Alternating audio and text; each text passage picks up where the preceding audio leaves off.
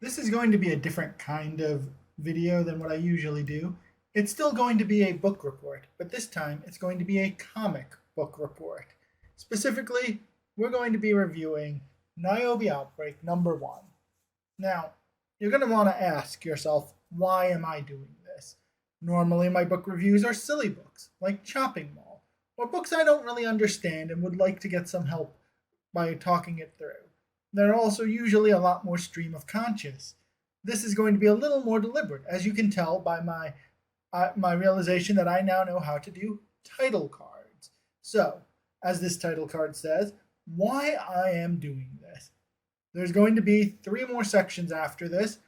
We'll get to those at the end. First, why I am doing this. Here's a guy named Larry Higgins. Rebel Comics or TomTroll69 on Twitter. Nice. He decided on March 20th he was going to try and blacklist people from working in comics, with comics, at conventions, and, in general, he wanted to ruin people's lives. You can see here the people's lives he wanted to ruin. Now, there's a name on here we all recognize. Who is not a comic book veteran? Who is not a comic book artist or writer? Who isn't really much of anything? And so, now that I was on this list, I decided, well, I should find out who this guy is. There's some talking, a lot of talking, a lot of talking. So, I mentioned I write fiction. None of it's been published. So maybe, despite being kind of a jerk, Larry Higgins here actually has something worth reading. It takes a little bit of arm twisting to get him to say, "Yeah, go ahead. Here, get my book. Give me a review." He tells me to start with Nyobi Outbreak. Obviously, I'm not going to jump into the middle of the story at number 4, so I say, okay, I'm going to get number 1. I'll actually hilariously end up with 2 copies. One, this Antarctic Press copy that I buy, that he tells me Antarctic Press doesn't pay him fast enough, well enough. It was kind of unclear, but that they don't pay him to his satisfaction. So I tried to cancel that order and order directly from him. Antarctic Press, apparently super efficient. They got my order out within the hour, so they were unable to cancel my order. So I'm going to have 2 versions of the book to show you when we get to there. But first, let me go over what the next 3 sections are going to be. First, we're going to talk about what is Nyobi, the whole series. I will hear a brief clip where Larry Higgins tries to sell it to you, and after that, we'll hear a little bit about Larry's history in comic books, why he, that he's a veteran, blah, blah, blah. And we'll take a look at something made by a veteran. And then finally, we'll close out with the longest section, the actual review of Nyobi Outbreak number 1. So, strap in. This is probably going to be a very long video, and it's going to feel even longer for me because I'm going to be doing it over multiple days in little chunks, just because that's easier for me to work with. Anyway, you should soon see a new title card telling you we're at the next section, here-ish. Here-ish. I don't know. Marco Escondola says, "Pretty girls, Larry. What is their book about?" Go ahead. Female X-Men. That's what this is. The women are in charge. They're the ones that are born with the powers.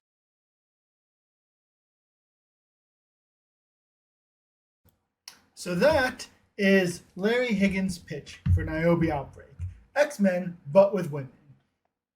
So, before I can adequately explain to you what I think about Nyobi, I figured, since again, as I've mentioned, I'm not a big comic reader, I should probably take a moment and go look up a couple of X-Men with women comic books. Conveniently, there's a lot of them. It's from a series you might know called The X-Men.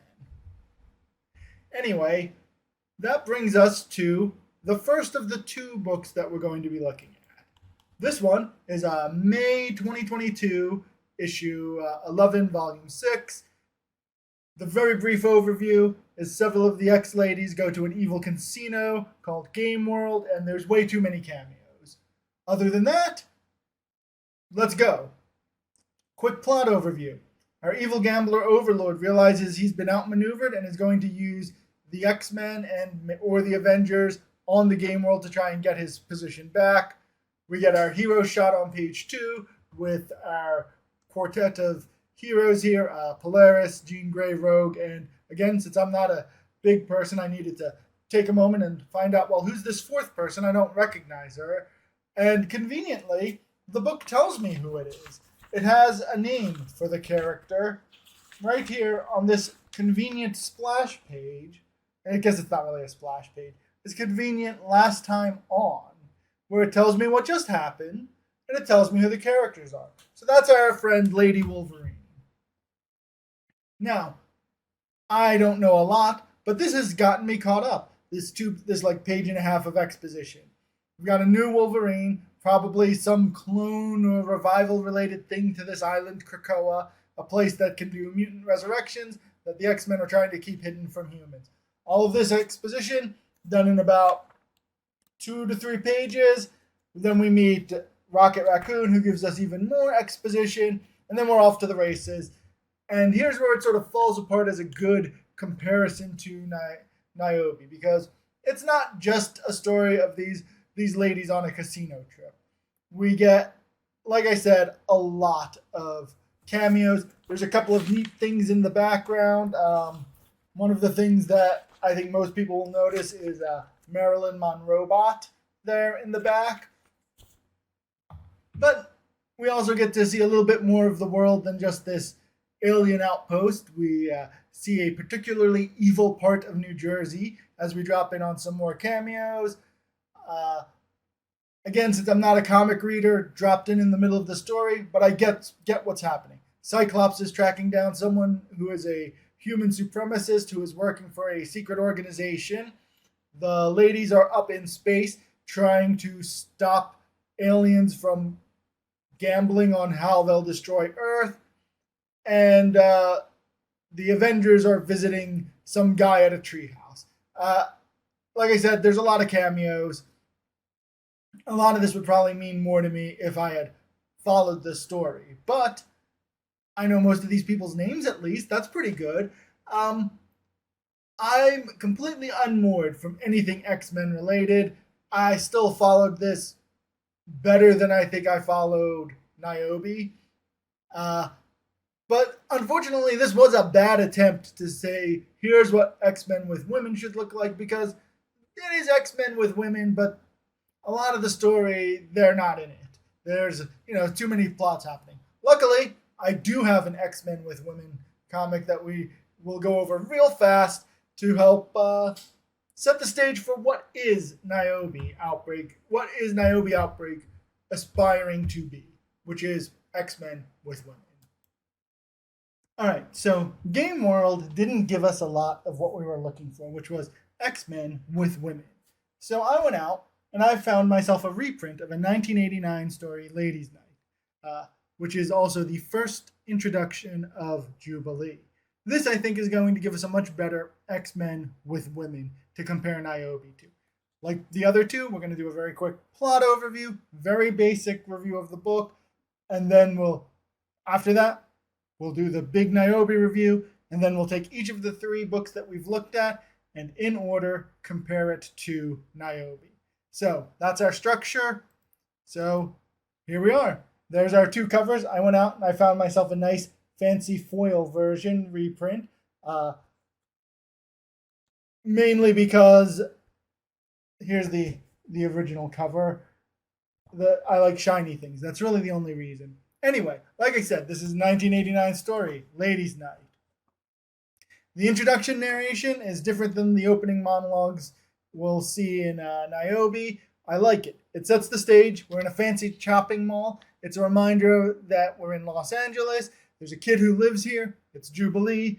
Early conflict with some mall cops who want to arrest her. Also, when they reprinted this, they reprinted it with all of the old ads, including this. Look at this. They call the Bubble Bobble guys Brontosauruses.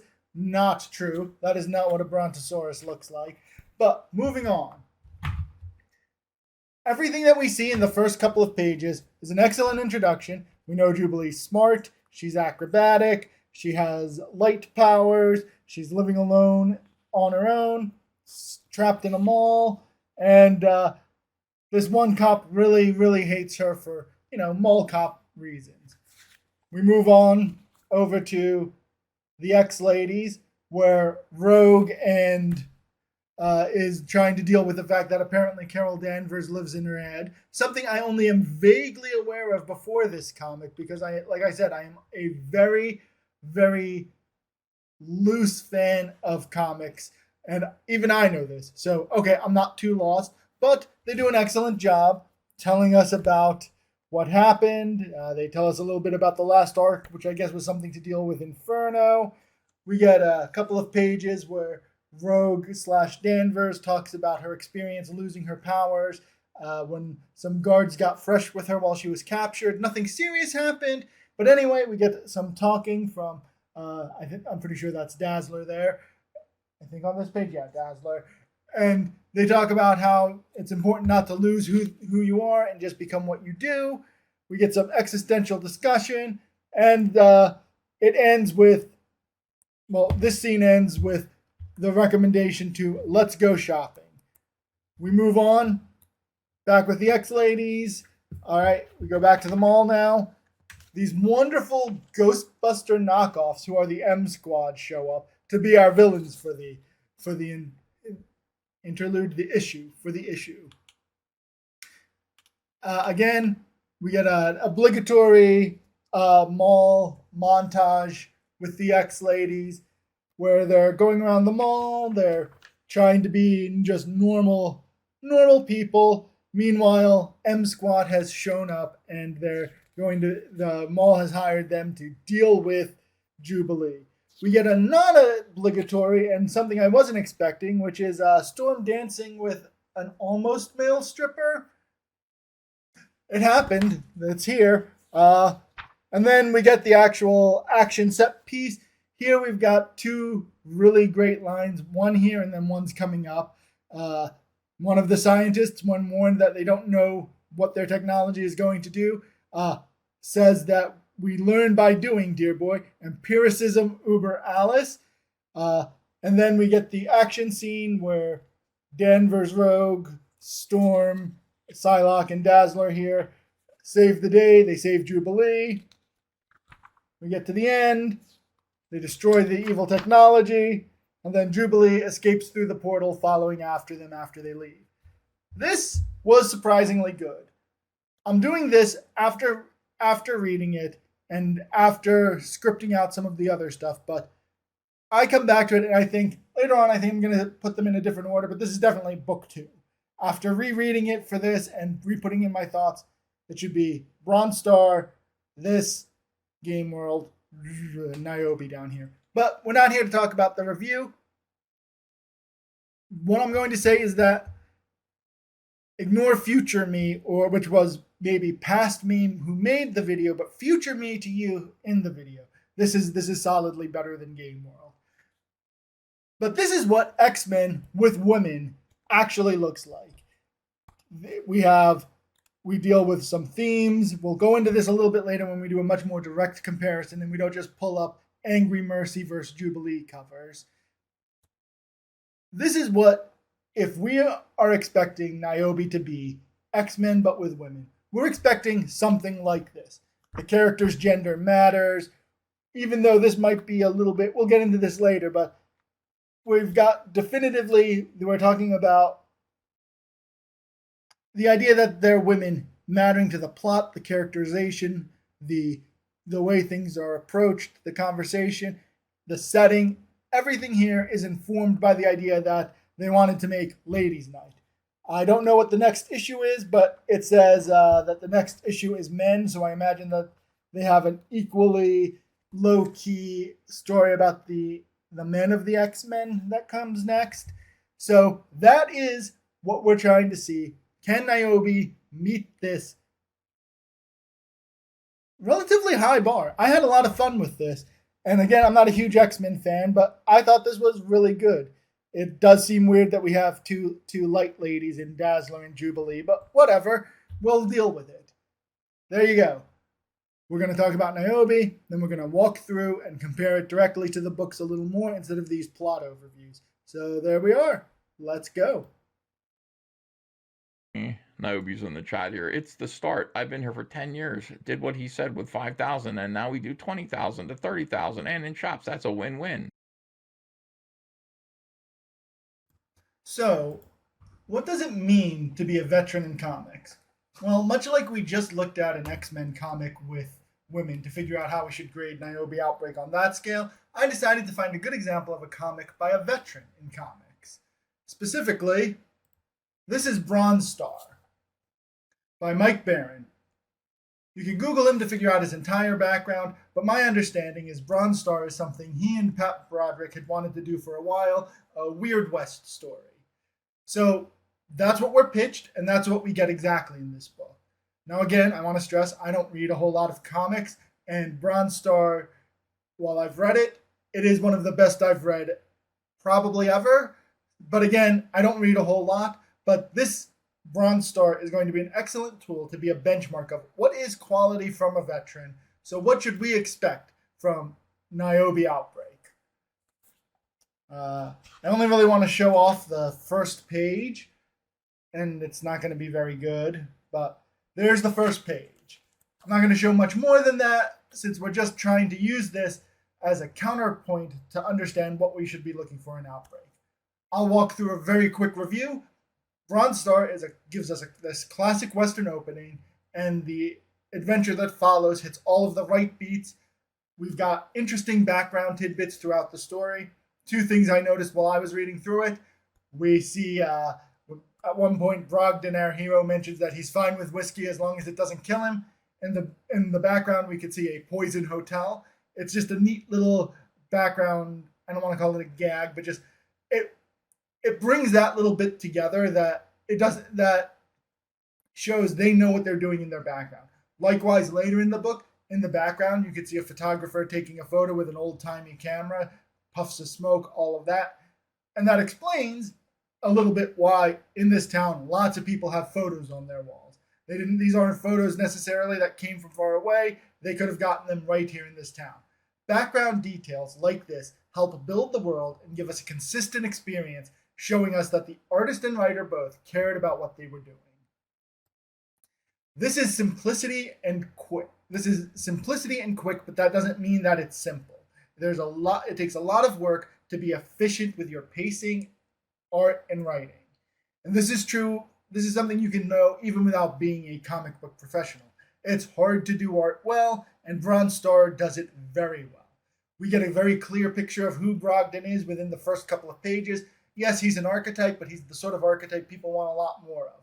Bronze Star is brisk, clean, and as you can see just from the cover here, the cover here, you can tell the people who put this together knew what people wanted out of a Western. So I wrote these notes while I was going through, and by page 4 or 5, I already had high hopes, and they all pay off by the end. By page 11, we're hearing all of the important rumors. We've established who's who in town, and our hero has been confirmed to be the hero, not just because we opened our story with him, but because, well, 1, a dog likes him, and 2, we see him step up multiple times to protect people. The story is moving along quickly, and I feel like after this point, I don't want to get into too many details because then we're going to spoil some of the Weird West elements that make this book as fun as it is. So, learning from this, we see that veterans know how to pace their books, be economical with their use of dialogue to keep things moving. We can see that they understand how to use writing tropes and character tropes. Brogdon repeats a couple of things that establish who he is as a character. To him, we know very quickly that the idea of a fair fight is very important to him and that he's not superstitious. He mentions this a couple of times, but this doesn't come off as repetitive when you're reading it. It's reinforcing that this is core to who this character is, and it feels natural because of the pace we're going through, that we don't need to double back to unconfuse the narrative. It's straightforward, it's simple, and it's elegant, right? This is excellence in storytelling, And even after, I think I have written down here, page 31, when we set up the climax, we're not tripping over ourselves as we're reading with the setup. The setup feels natural. It pays off from what happened at the start. We set things up in the middle, and then at the final conclusion, everything comes together. The background art, you can see just from looking at the cover, that they give as much care to the background as the foreground, and the people who put this together, Barron and Broderick, knew what a Western should look like and feel like, and then they executed it perfectly. So this is Bronze Star. If you like comics, particularly if you're interested in Westerns or the Weird West genre, you should read it. This is what a veteran quality book looks like. All right. So we've looked at the two examples of what Larry Higgins tells us Nyobi Outbreak is supposed to be. X-Men, but with women, and it's a book by a comic book veteran. So how does Nyobi Outbreak measure up to these two metrics we've been given? We'll find that out in our next section, but for now, just remember, you should go read Bronze Star by Barron and Broderick. All right, everyone strapped in, everyone ready? So here we go. No more beating around the bush. Let's start talking about Larry Higgins' Nyobi Outbreak #1. As I've mentioned many, many times by this point, he sells it to us as X-Men, but with women. But considering the X-Men have had women for, I think the whole run, maybe the whole run, someone who knows comics better than me will have to answer that. I have proposed a new tagline for him to use. I say let's call it Sucker Punch without the subtlety. All right, no more cheap shots. Let's move forward. Let's make some caveats. One, as I've mentioned a couple of times, not really a huge comic guy. I read them casually, no big collection, which is odd that this means now I've given Larry Higgins a lot of money compared to most comic artists. Anyway, this is only Outbreak #1. It's not a complete story. It is also coming into the middle of the Nyobi series, so a lot of this confusion that I'm going to confess to throughout this may be because I joined in the middle and didn't see the story through. There are my caveats. Everyone ready? Let's go. We're going to start by showing you I have bought the PDF from Drive-Thru RPG. I have a hard copy from Antarctic Press, which everyone told me would be a bad quality, and this might be, again, because I don't buy a lot of comics, but I don't notice the bad quality that much. It feels like they were telling me like the paper, the book, not the book quality. Book quality we'll get to. Paper quality and stuff. It may be because I don't buy enough comics. I don't really notice that it's poor. But the Antarctic version, and then the version that's still coming from Canada, from the man himself, Larry Higgins. So let's get into it. 3 themes you're going to notice. 1, I notice a lot of things in the background and the continuity that are just bad, general confusion, and writing that I just dislike. We're going to go right here. I've shown you this first page a couple of times. We're going to mention, I don't know how I'm splicing this together, but I hate starting with "you're late," "good morning," "you're awake." These sort of entries are bad. Specifically, though, let's talk about what she's late for. She's late for a meeting. It's 7:45. So some sort of business meeting. So Kidman Drake has been standing in here waiting for who knows how long to drop a "you're late" on. This is Cinder. We get through, and the evil plan is laid out to us like this. Those who once feared us I assume are either the gnomes or Drake Tech. Unclear who has been feared. Later on, I'm going with it's the gnomes who are feared. Gnomes, gnome is genome, but I'm not going to keep saying genome, so they're gnomes to me now, which are basically his stand-in for the word mutant. Again, like how we had for a while where everyone was like, we can't use zombies, let's call them walkers, or this or that. We have genome, which is like accept, or supers, or soups, or capes. People decided we can't just use words that people know, let's make up new fancy words. And so we have gnomes.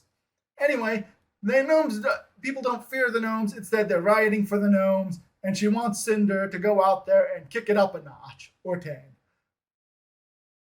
This is a problem with a lot of early writers. It's a problem I suffer with. Again, I've not published any of my fiction, but one thing that's really hard is getting your characters to all sound different. And here, Kidman sounds exactly like Nyobi, sounds very similar to Cinder. Even Sybil the robot gnome later on is going to have this same Whedon-esque quippiness to them that just makes them all mush together. Just from the visuals, Kidman Drake should have been more refined, more elegant, more threatening, have a little more composure, but instead she sounds none of that. Next, we go to where Cinder is starting a riot. We're going to go through background continuity issues. Here's one. Do we all see this wizard guy with his H class is hate class poster? Yeah, sure you do. He's right there. We love wizard guy.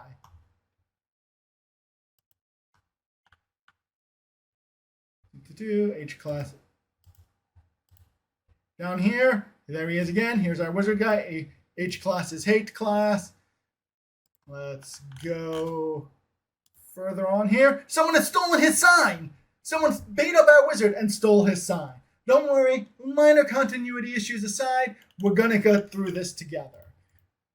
So Cinder is here to stoke a riot, to make people fear her again, I guess. I will admit, again, the art itself I don't think is that bad.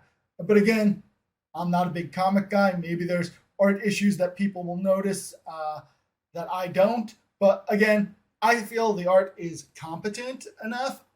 It's not like Bronze Star where I could sing its praises, but okay, she's a fiery angel lady and who's evil. Great, love it, easy, simple, straightforward. We're introduced here to a character who's going to become important later. We'll get to that when we get there. We don't know why Drake Tech was feared. We don't know why gnomes were feared. We get this little box that H-class are humans without the genome that possess no special abilities. Does this mean that there are humans who don't possess the gnome that do have special abilities? And so we have 3 categories? Or does it mean that there's 2 categories? There's gnomes and there's humans.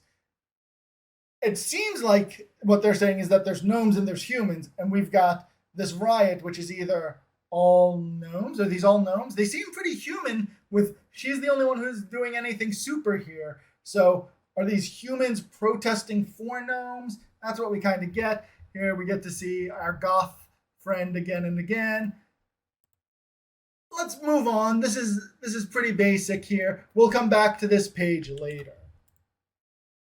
Here, we're going to have an interesting thing. If you have your copy of Nyobi Outbreak, open it up and tell me, when does this lady get her name given to us anywhere in Nyobi Outbreak number 1? I've been through it a couple of times, and my answer might surprise you in that if I didn't have her on the cover, if I hadn't had to suffer through Larry Higgins telling me how he's making a pigtail pop star superhero, I would have thought that this girl's name, that she had like a G.I. Joe code name, and her code name was like pop star, because that's what she's referred to here. Luckily, I've suffered enough, and I know that this is our protagonist, Nyobi.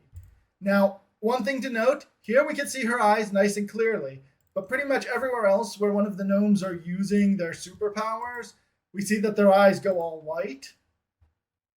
So I don't know if this is an art error, if the rule that I picked up on eyes while I was reading it is wrong, or what. But here you go. We can see her eyes. Power's on. Maybe we shouldn't. Maybe we should. Anyway, we're going to move on now. Let me just get back to my real-time reading notes. Page 3, I just liked page 3, where we get this random footnote about what H-class is. Great. I love these things. Since I don't read a lot of comics, I love getting, hey, this is what this term means. It's like in a video game, if you get to like mouse over a term that's highlighted in red because fantasy authors are pretentious and love to throw in random proper nouns at you. Great, love it. So what's ARD? Nope.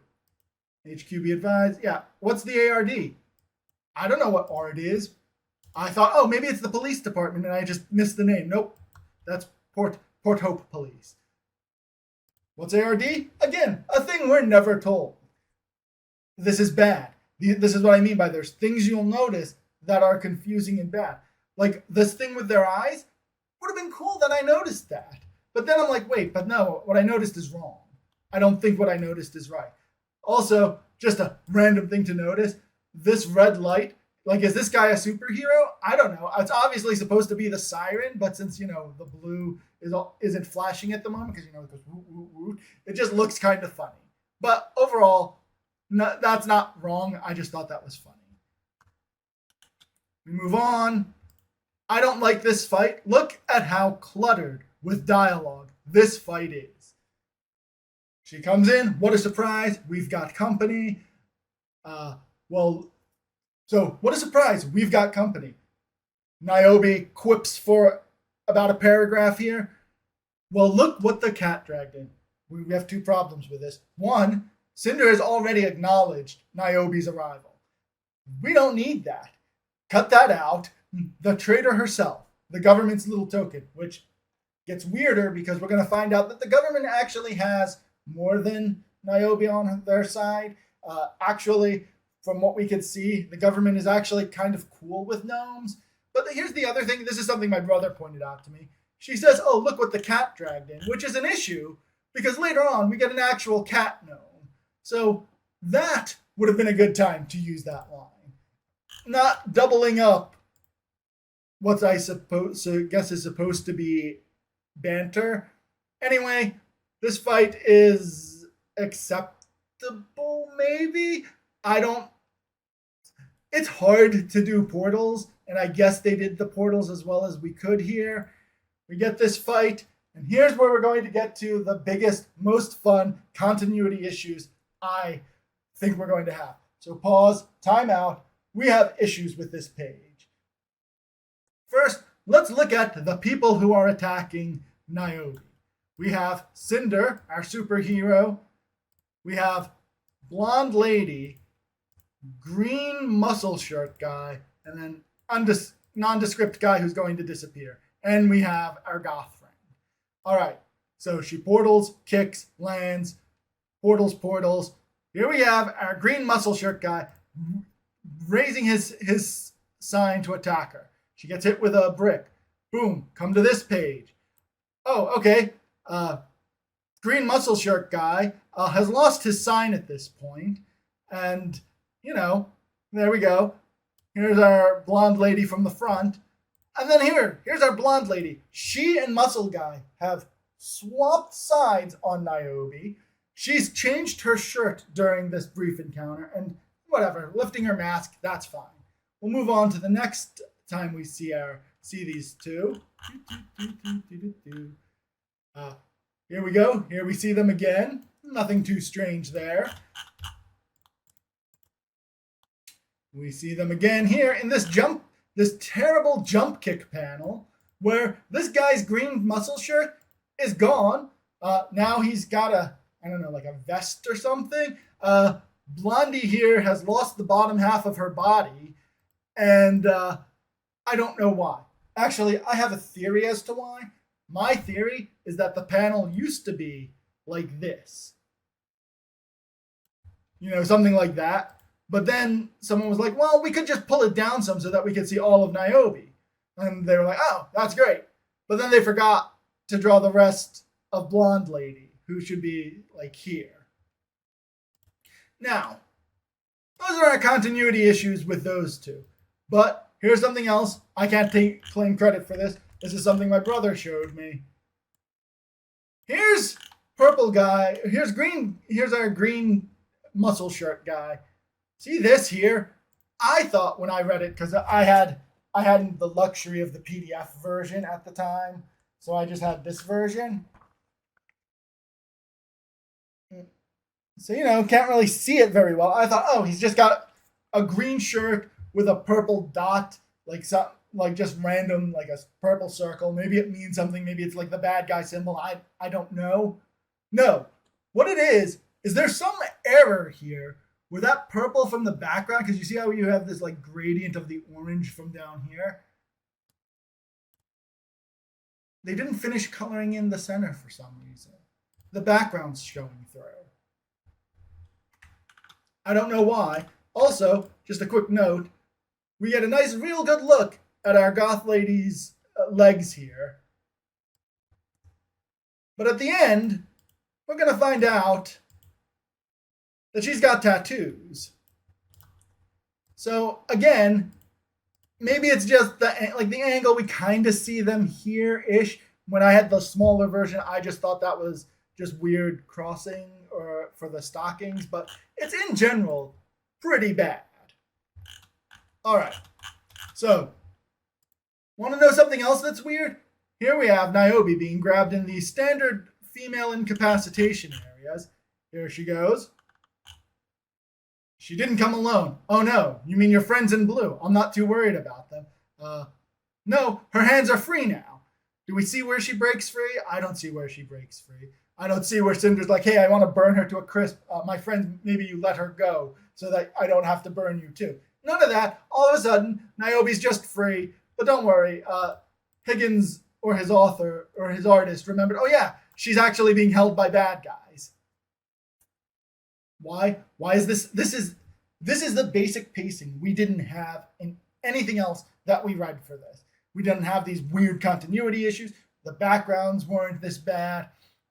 This is just terrible. Oh, also, I'm pretty sure she means you classify us arbitrarily, not you classify us arbitrary here. I might be wrong. I don't know. But it's just, like I said, once you start noticing things, you start noticing things. Yeah, shit just got real. Sure. Fine. Whatever. We also only get Sybil's name in this book. My brother was able to inform me that this is a catcall, I think. And yeah, like I said, we also don't get Nyobi's name in here. Your foolish crusade is over now. All fire requires is oxygen to burn, is it not? Bzzt, wrong, my friend. Fire requires 3 things. Fuel, oxygen, and I believe heat. Yeah, fuel, heat, and oxygen. This is almost as bad as storms. You know, what happens to a toad that gets hit by lightning? The same thing as everyone else. It's the same. It's long. It's supposed to sound cool and make them seem powerful, but both of it sort of falls flat. And Sybil, our robot gnome, should know the 3 things you need for a fire. You know, the safety fire triangle that we all learned as a kid. Don't know why our robot gnome didn't know that. Also, just as a reminder, Storm is a woman and an X-Men. And I guess Storm and Sybil both have bad quips. So I guess this is like the X-Men if they were women. Anyway, Nyobi's worried about killing Cinder. They tell us that Cinder's been neutralized. She's been neutralized for all of 3 seconds. And now, look at Cinder's face. She's angry. She's upset. She's frustrated at having lost. Let's read what she says. I would love to stay and chat, but I have things to do, places to be. You know how it is. Ta-ta! This is incongruent. And it's a victim of everyone having to sound like the writer, because the writer couldn't stop and say, wait. What would Cinder actually say? Probably something inarticulate with rage, right? Like, this is just, again, inconsistent and bad. And again, is like, here, this looks like, I don't know what's going on. Like, is this the cape coming down? Is she shooting up? Is she zooping? I don't know. It's in general bad. Oh, then, by the way, hey, meet a new character. He's important. He's gonna follow us for the last couple of pages. Why is he here? Who is he? Who is Discount Che Guevara? I don't know. I went back up here, and I went through here. I see Green Mohawk guy. He appears in a couple of places. I don't think I see this guy again anywhere. There's Green Mohawk guy again here. Green Mohawk guy. This might be him again here. We get a really terrible version of him in this scene here where a purple mohawk guy or lady, I can't quite tell, is holding a blank protest sign behind Cinder. I guess they thought no one would notice that the sign was just blank here. I noticed. Because we've seen these signs. No H. H class is hate class. Evolution is natural. This guy just didn't come up with anything, I guess. Anyway, my point is, Discount Che Guevara doesn't appear in the background anywhere. He just comes out of nowhere. Maybe he's a character I should know if I'd read the rest of the Nyobi stuff. I don't know, but again, I'm not a professional writer, but if I were, you know what? I'd have put him here. Maybe, since he's a good friend of Keats, maybe have him in any scene where we have her. Maybe make him one of the people in the crossfire here instead of Hole in the Chest guy. Maybe this is our Discount Che Guevara. You know, put him in the scene so that I'm not wondering, wait, who is this extremely distinct guy who's coming in at the last possible minute? We get to the ending. Don't want to spoil it. It's bad. But it's bad. Yeah. That's it. That's, That's Nyobi Outbreak in a super fast. Is it super fast? Where's my little timer? I don't know. I don't know where to look to see how long we've been going. So let's go through again why it's bad. Art issues, pacing issues, tonal shifts that don't really land. I was told this is the start of a new story, excellent place to buy in at, but I don't know what's going on. I don't even get given Nyobi's name in this. Like, imagine that you're someone who picks this up, you see this on a store shelf. You're like, oh, Nyobi Outbreak. Outbreak might be the name of the virus. Maybe it's a location. All you know is, for whatever reason, you like this. You pick this up, and you're like, oh, okay, so Popstar, Sybil, and Third Hero are fighting Cinder because Cinder wants people to be afraid to stop Kidman Drake's plan of making people no longer fear gnomes. And so the good gnomes are trying to stop Cinder from helping Kidman make people not fear gnomes by burning things down and telling them to fear her wrath. That's Cinder's plan to kick it up a notch, the notch being the making people riot in support of gnomes instead of hating and fearing gnomes. So Cinder's plan is domestic terrorism. Do I have that right? I don't know. Maybe. We could read 2, 3, 4. I think there's going to be a fifth. 1 of 5. Yeah, 1 of 5. We could read the rest. Maybe I will. I doubt it. In case you didn't pick up what I was putting down, this isn't very good. Yeah. This is Nyobi Outbreak. Here's our cast of characters. Like I said, again, I think the art is fine except for the continuity errors, and that's something that falls on the editor. The editor is the one who should have noticed those continuity issues. The real person, though, is always the big man at top. The buck stops with him. He should have noticed these problems. Oh, yeah. So here's where we tell us about gnomes. Yeah. Is that in the... Okay. I was worried I had missed, because I didn't see anywhere where it told me what gnome is. I was like, did I miss that? No. In the Antarctic Press version, the first page does not have that definition of gnome. So that wasn't me that just missed it. I would have felt bad because I was the whole time saying, I don't think he defines what a gnome is. He only defines what an H class is. And so here's what I think happened. At some point, this page probably was this inside page. But at some point, he dropped that and didn't realize that meant he lost where gnome gets defined. Okay, I was worried when I saw this that one of my criticisms that I don't know what a gnome is was wrong. But no, I was still right. Just not if I had purchased the PDF version before I had read through the original version. Is there anything here that really stands out to me that I really like? I don't know what year this was made, so I thought the robot gnome was a. I generally like high tech stuff, so robot gnome I thought looked okay, but unfortunately I don't know what the timing was, but thanks to Squid Game, the people with the faces and the shape masks kind of. It's not. This isn't his fault. I don't think. It's just I've seen it already, and so it was just like, whatever. But the rest of the robot design was all right. Not great. Cinder's design is, again, it looks like someone made an Angry Mercy. Does that mean? Am I being mean with that?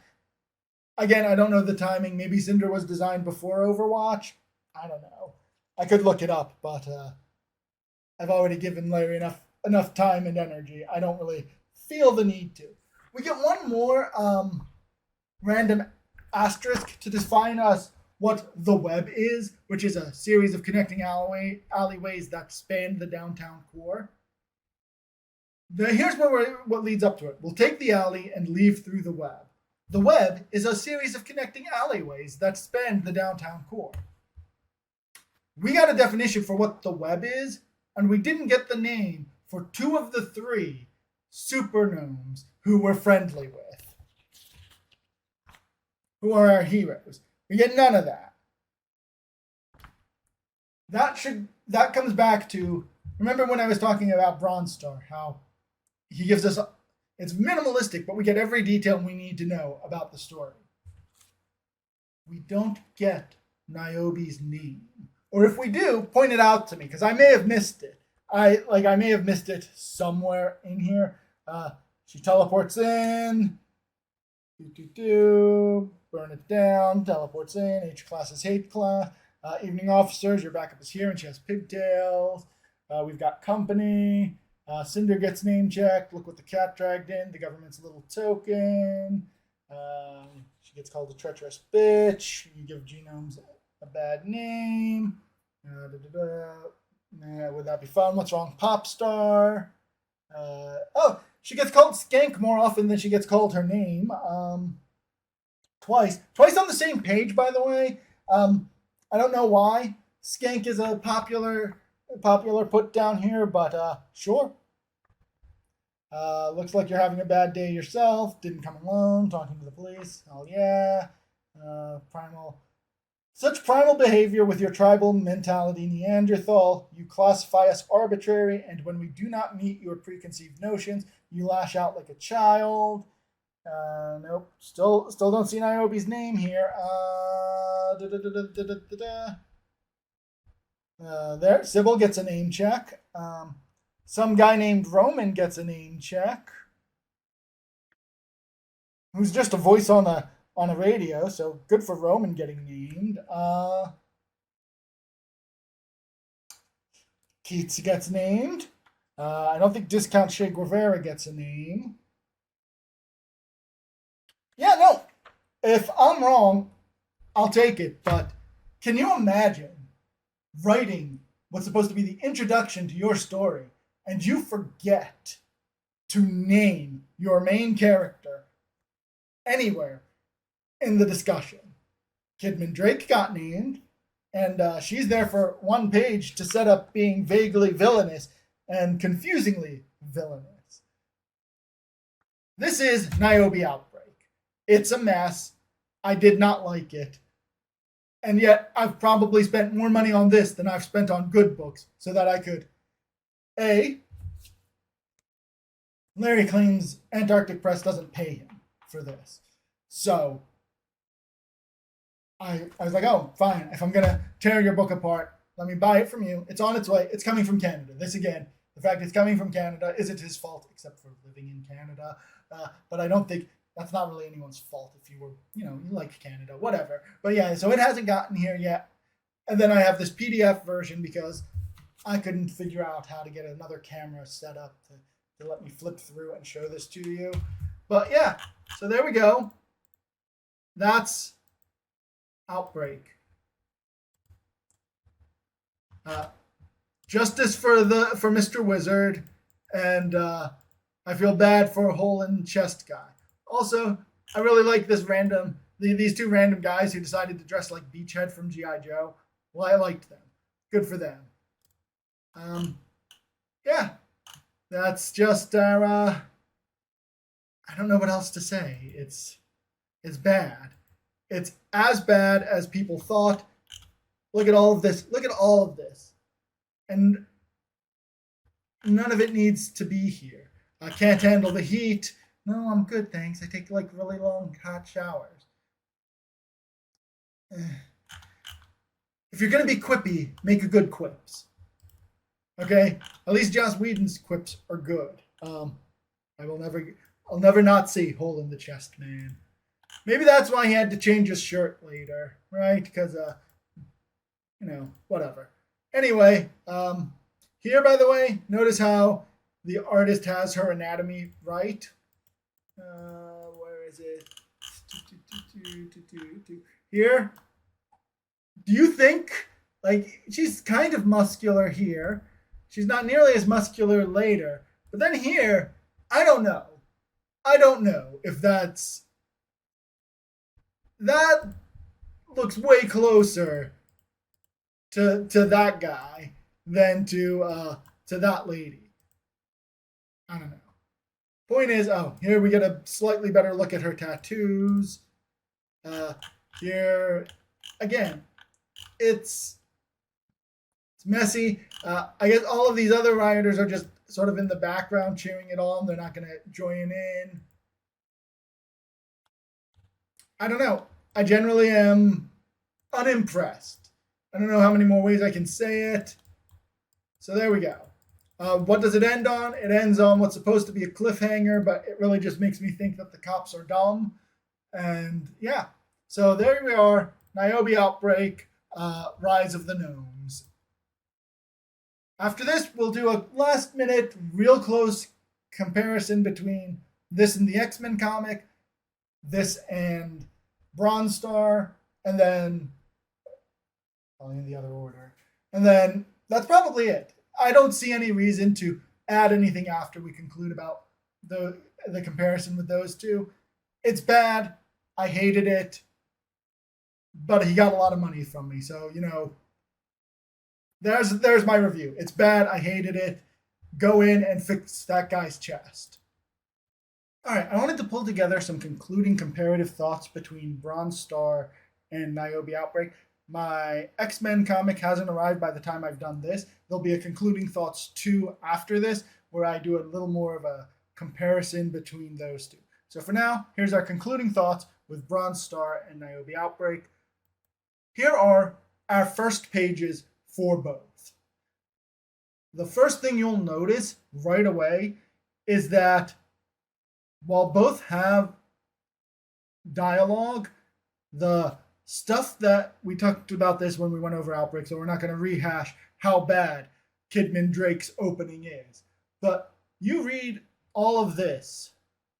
Oh, you don't see my cursor. You read all of that, and then you compare it to the very simple, elegant opening in Bronze Star, and you can see what I mean by the pacing is so much better, and Baron and Broderick know how to write economically better. Also, look at this. Look at the detailed backgrounds we have for the first page in Bronze Star compared to whatever it is or on those monitors. Whatever it is that's by Cinder when she's walking in and she's late to this meeting.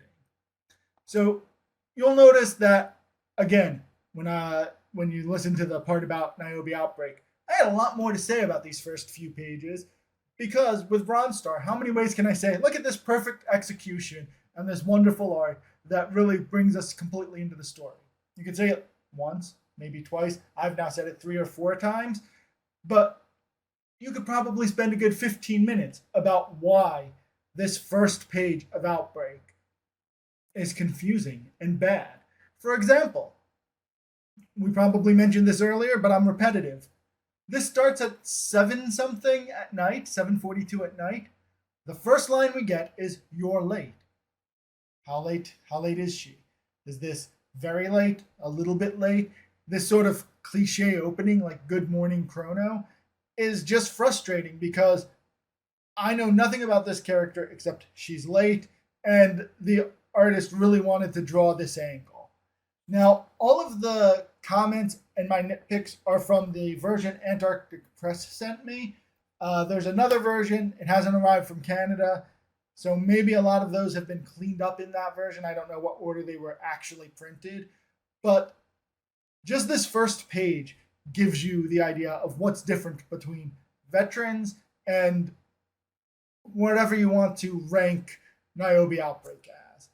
Now, I do want to give some caveats. Bronze Star is a much easier sell to me because I love westerns.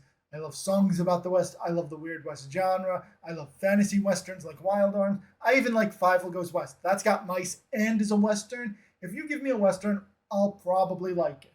So the fact this was my favorite so far, yeah, obviously, but we're not grading on a curve here. It is still infinitely better than Nyobi Outbreak. Even if you prefer super heroics to the West, I think you'll get more out of Bronze Star. And so I think that covers the major stuff here. But the other thing I want to talk about is you probably noticed I spent a lot of time nitpicking things, not just on Nyobi's first page, but throughout. Background, continuity issues, the guy with the hole in his chest. This is because once you notice something wrong, more things become apparent. The first error is a clue you should look for more problems. And that becomes apparent here. We don't understand Kidman Drake's classically evil dialogue. Well, when you try and break it down, okay, so they're not feared anymore. Now they want a riot force. Okay, that's great. But on the very next page or two, Cinder says she wants the people to fear her again. Is Cinder antagonistic towards Drake's attempt at evil integration? Is this a confusion on my part because I haven't read the rest of the original Nyobi run, so I don't understand this? I don't know, but I was told I could start with Outbreak 1 and I would understand it, and it feels clunky. And again, note that it's not that I just didn't notice things in the background of Bronze Star. I did notice things, and they made my experience with that book better. Everything I notice in the background, well, not everything. I'm sure there's going to be the wizard guy was kind of a cool thing, even if his sign does get stolen later on, in Outbreak. But almost everything I notice in the background of Outbreak detracts from what we're trying to do. Looking at this town, you could tell a lot. Looking at this saloon, it's got a really cool setup. We've got a bunch of people here. We've got this beautiful Wild West scene. It feels great. I like when I notice things in the background of Bronze Star that make me go, this is a real cool world. I don't like when I notice things in the background of Nyobi Outbreak. I want to know what's on all those monitors. Are they digital monitors? Are they cameras looking somewhere? I don't know. I don't think Larry Higgins knows. Kidman Drake may not know. Who knows? All I know is that it would really have helped if he had put as much effort into his background as, anything, really. A little more effort would have been appreciated. So that's a quick comparison of the difference in quality we're looking at here. Anyway, we'll probably do, I think I've got 3 more sections to do at this point, but luckily I can do them out of order when I have everything I need. So those are my concluding thoughts comparing veteran quality of what you get with something like Bronze Star, where the more time you spend with it, the better, compared to Nyobi Outbreak, where the more time I spent with it, the more I noticed, and what I noticed was bad. All right, as you probably have gathered by our concluding thoughts about Bronze Star, all 3 of the comics I gave you at the start before Nyobi, we're going to use to compare directly to Nyobi. Now that we've given you my Nyobi review, where you've seen how bad I think it is, give you the plot overview for the first three, we're going to look at a couple of very specific things that Gameworld did. I know that's probably not the official name. That's what I'm calling this. Gameworld did that Nyobi could learn from. We're going to start by, thankfully, back in 2022, this website here, Comic Watch, was given a sneak peek to review. So it has the page that I want to show you right here at the start. Right at the start, this guy, Mr. Mojo, is transmitting live from Mojo World Plus, and he's setting up the plot. Major X news. They're going to try and gamble over the Earth. Blah, blah, blah. Get stuff with mutants. Plot interjects here. We find out a lawyer's coming to talk to him. It turns out he's been outmaneuvered by some mind-controlling fungus guy, Jones. And now he's deciding, okay, well, if I can't have Gameworld, no one can. I'm going to go ahead and set it up so that everyone sees that we're trying to destroy Earth to bring in the X-Men or the Avengers to come deal with my fungus problem. That's it. That's the plot in a nutshell. We get the hero walk for our folks here, and then Lady Wolverine goes off to do her part of the quest here. So let me go ahead and get rid of that now so we can come back and talk about this. So why did I walk you through this corporate villains monologue? Because this is what Kidman Drake should have been. You saw all the cool monitors in the background where I could clearly tell, oh, he's transmitting, that's a bunch of people. He's laying out what is his plan. He wants to make a bunch of money by gambling on Earth, and then he's going to also use it to deal with this with Jones. Beautiful, well done, in 2 pages, I get the plot. The X-Men are being used as a pawn to try and take out this guy's other foes. Coincidentally, that analogy is used by the X-Ladies on their own later, but not realizing that they're the ones being used as a pawn. It's kind of clever writing. But yeah, this opening is what Nyobi thought it was doing with Kidman Drake's dialogue. It thought it was laying out the problem, thought it was laying out what we should be doing, but Kidman Drake failed at doing that. What is another thing that this did that Larry could learn from Marvel? This page. I don't read a lot of comics. I love these meanwhile or while you were gone catch-ups. Like I said when I was giving my brief overview, I never felt lost, despite there being a bunch of characters here, there being apparently a resurrection island, people on Mars, people on the moon, and a whole bunch of alien threats. And never once did I feel lost. In Nyobi, I felt lost, and our issue was basically a couple of people fighting over a protest. This galaxy-spanning adventure kept me knowing, oh, this is the through line for each of these characters. Nyobi could learn from this. Another thing that Nyobi could learn from, the fight at the end is, it's pretty dialogue heavy, and I didn't like it in Nyobi. Why did it work better for this? I don't know. The fighting, I guess, is a little more straightforward. There's no portals or a lot of crazy stuff happening, so it's cleaner, it's a little easier to follow. But also, I understand what Dr. Stasis wants. Maybe a little heavy-handed there with the extra exposition, Marvel, but I get it. I know what he wants. I am familiar enough with Cyclops and what this gives me that I know what modern Cyclops is. And there we go. The other thing you'll notice is that there's not a lot of nitpicks about the background. The one thing I noticed, and I don't know if you can see it here, Jean Grey has this yellowish cape there, and then it's gone. And that's about it. I think that's the only thing I noticed in the background. That was strange. All of the character designs were clean. I didn't think anything was all that off. Like, it's well put together. I liked it. Like, not a favorite. I probably won't ever go and get the rest of the series, but for the 10 minutes it took me to flip through, and then the time it took me to film this and put together my thoughts, I feel that was much better time than any time I spent reading Nyobi or going through it. So that's what, Larry, you could take away from this X-Men but with women comic. Tell people what's going on.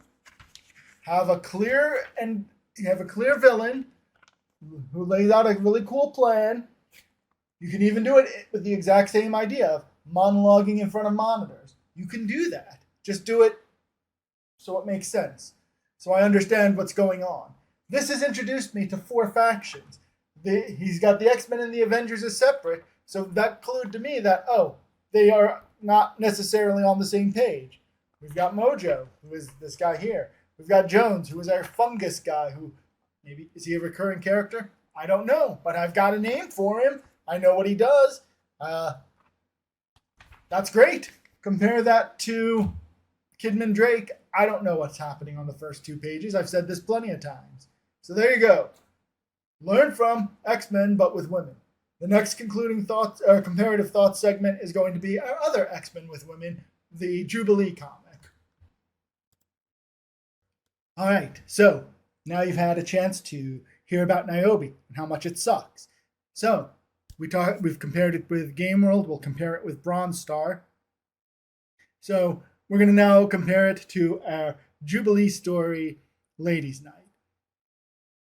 We've seen the neat Jubilee cover. That was the reprint versus Angry Mercy. So let's go now and start talking about actually comparing these two stories a little more deeply. I touched on it a little bit when we started talking, that I was going to dislike Nyobi because this whole idea of X-Men with women does nothing with that concept. Here, even if we might now, in the year of our Lord 2025, think that a stereotypical girls go to the mall story might be, well, not a favored way of saying we want to tell a story about women. It still is trying to make something that isn't just about women. And initially when I heard about this story, and I was like, yes, this is what I want to compare Nyobi to. I thought we were going to get this very stereotypical girls go to the mall. We get the little montage where they get their hair done, buy new clothes. That's what I was expecting. And now, going to the mall is definitely an activity coded to women. This is apparently how women bond. I don't know. I'm not a woman. Women, is this how you bond? Do women actually be shopping? I don't know. But for the sake of this is how the X-ladies have decided that they're going to bond. But it's not just about that. What I thought was going to be just this silly story about going to the mall and fighting some bad guys actually goes into, not super deep, but it talks about the idea of X-Men but women with some actual, I don't want to call it nuance, but with more depth than we get with Nyobi, where Nyobi and company's gender only really matters in the story so that they can draw upskirt shots and so that Nyobi can be called some gender-based slurs. So, what do I mean by this? Well, you won't be able to see it because this is kind of small here, but the idea that the X-Lady's gender matters is brought up in starts with the idea of Rogue and Danvers having issues trying to, which self is their real self, the idea of how they present who they are with Storm's clothing, their hair, how who they are has sort of erased, or what they do has sort of erased who they are. Now, granted, you could tell this story with male protagonists just as easily, But if we look at some of the topics that Claremont's team brings up, I mentioned it very, very briefly in passing, but when Danvers is talking about when they were stripped of their powers and the guards got a little fresh, but nothing serious happened, that's something that is a definitively gendered sort of fear. Yes, I'm sure that bad things can happen to men in jail or prison as well, but this losing of power and being at some man's whims is not something I was expecting to just sort of get casually dropped in here while we're talking about this, lighthearted romp going to the mall. This is what I mean by, yeah, sure, you could probably tell a similar story with men with this existential who are we crisis, but just the very framing of how this story is done is it's got a very female, I don't want to say necessarily voice, but a very female focus here. And it's not just with the ex-ladies here that we're talking about it. I don't know if it was intended or not, but even while we're telling this story about women during the M Squad's introduction, the lead doctor dismisses one of his cronies by calling her an excitable woman. Don't mind her, which is the sort of dismissiveness that professional women complain about all the time. Again, I'm not a woman. I've never had that experience of being dismissed as a woman, but Claremont, intentionally or not, has that little moment in there where I'm sure she has a name in some other comic, but I didn't find it in here. But her being a woman mattered in that scene, and it gives us this, ladies' night. It maybe wasn't intended, but the fact that it's there is deeper than anything Nyobi tries to do with approaching issues of gender, being a woman, what it's like for women. Larry, I assume, is also not a woman, so probably doesn't know what it is to be a woman. So, But here, Ladies' Night is trying and succeeding at doing this while also giving us goofy new clothes montages without the awkwardness of Polaris buying a dress from slaves. This is a really well done story. I don't know what anything before or after it is, but when we look at this, the concept, the ex-ladies go to the mall, seems like it'll be goofy. But if you have a chance to get a copy of either of a reprint or anything, when Dazzler here is giving her lead up to Let's Go Shopping, this isn't just about, oh, it's stressful. It would be nice if we just had a chance to, go be silly girls. No, this is about, identity, who they are, and, going out to the mall is something that's not just to do retail therapy. It's about, embracing part of who they are as, people and not just the ex-ladies. This is something Nyobi can't do. As far as I can tell from Nyobi Outbreak #1, all Larry Higgins understands of women is that they can wear skimpy clothing and sometimes have pigtails. And they'd like to call each other mean names. Nothing approaches the depth of X-Men with women. It doesn't even get as close as this 1989 comic that is meant to be a silly diversion. It looks like a filler as far as I can tell, with the introduction of Jubilee, who apparently becomes a vampire later. Like I said, I'm not a big comic book person, so I just looked some things up to make sure I wasn't wrong. And yes, apparently I guess that was a thing. Point is, this silly comic about girls going to the mall blows Nyobi out of the water in trying to do anything with the idea of X-Men, but with women. So this is how you handle a theme like this.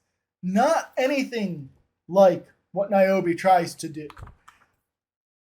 All of our characters are interchangeable, except in their powers in Nyobi here. Again, I don't want to, I'm getting to the point where I'm just repeating myself. I've ran out of my notes over here.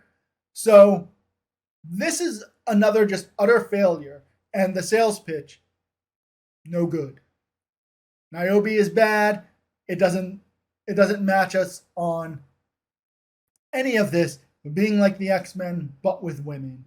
And as you'll see next, when we talk about how it compares to Bronze Star, it also is not giving us the sort of quality we expect from a 10, 15, however many years Larry's been doing this veteran. Nyobi is just bad.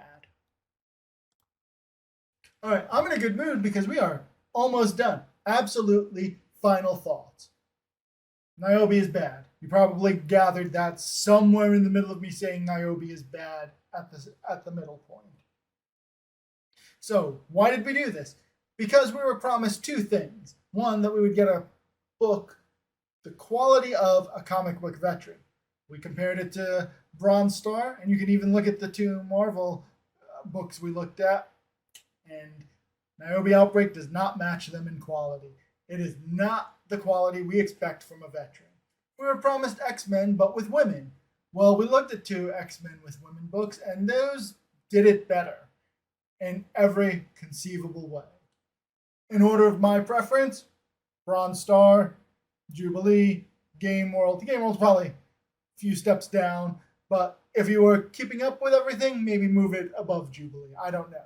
Those two, matter of preference, probably. And the Nyobi Outbreak is so far down the list, it's kind of unfair to compare them. So, take from this what you will.